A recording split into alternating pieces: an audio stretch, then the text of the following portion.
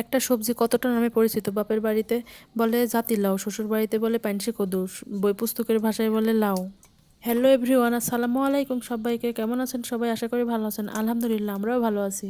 তেরাবেকা আদা ছেলার সময় কত আদা ছোটোখাটো আদাগুলো ফেলে দিতে হয়। না ফেলে এভাবে ছোট ছোট করে রেখে দিবেন নর্মাল ফ্রিজে, দিয়ে চা বানানোর সময় চায়ের মধ্যে ছেঁচে দিয়ে দিবেন, দেখবেন কতটা সাশ্রয়ী হয়, একটুকু আদা নষ্ট হবে না। আমি তো এইভাবে ছোট ছোট আদার চোখগুলো রেখে দিই, যখন চা বানাই তখন চায়ের মধ্যে দিয়ে দিই, তাহলে আর নষ্ট হয় না।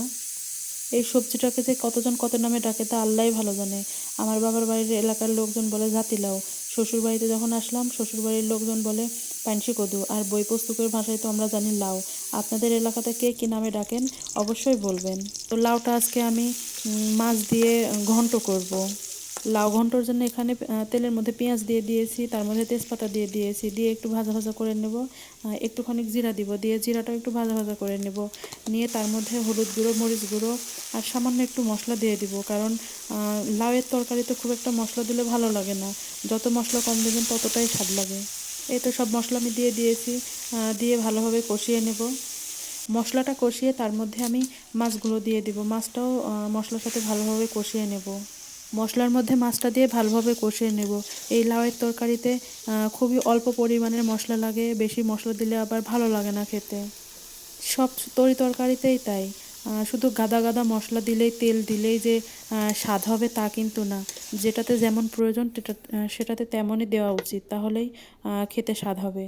এদিক দিয়ে আমি তরকারিটা কষাতে ঢাকনা দিয়ে ঢেকে রেখে দিলাম, আর এদিকে আমি আলু ছেলে নিচ্ছি, কারণ ডিম দিয়ে আলু রান্না করব।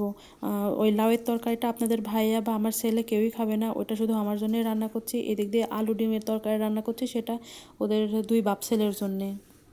তো আলুটা এত বেশি গরম ছিল যে আমি ভাঙতেই পারছিলাম না। এদিকে আবার তরকারিটা ঢাকনা সরিয়ে ফেললাম, ফেলে ভালোভাবে আবার নেড়ে চেড়ে দেবো। দেখেন কি সুন্দর একটা কালার এসেছে। এখন লাউগুলোকে চেপে চেপে দিয়ে ঘন্ট করে ফেলবো। মাছ দিয়ে এভাবে লাউ ঘন্ট করলে খেতে খুবই মজা লাগে। দেখেন কত সুন্দর হয়েছে।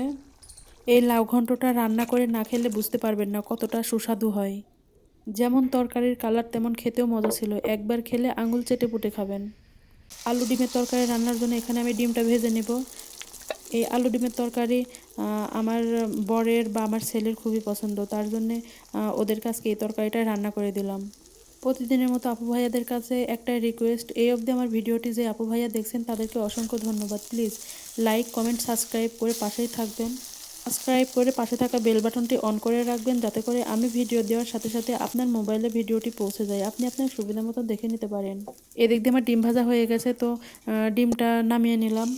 আলু ডিম তরকারি রান্নার জন্য এখানে আমি তেলের মধ্যে পেঁয়াজ দিয়ে দিলাম, দিয়ে ভাজা ভাজা করে নিয়েছি। এর মধ্যে সব ধরনের মশলা দিয়ে দিয়েছি। এই রাঁধুনি মশলাটা আলু ডিমের তরকারিতে দিলে স্বাদটা বেশি গুণেই বেড়ে যায়। মশলাটা ভালোভাবে কষে নিয়েছি, মশলার উপরে তেল ভেসে উঠেছে। এখন আমি আলুগুলো দিয়ে দিব, দিয়ে ভালোভাবে একটু কষিয়ে নেব। এই তরকারি রান্না হতে দেরি লাগে না, যেহেতু সেদ্ধ করাই আছে।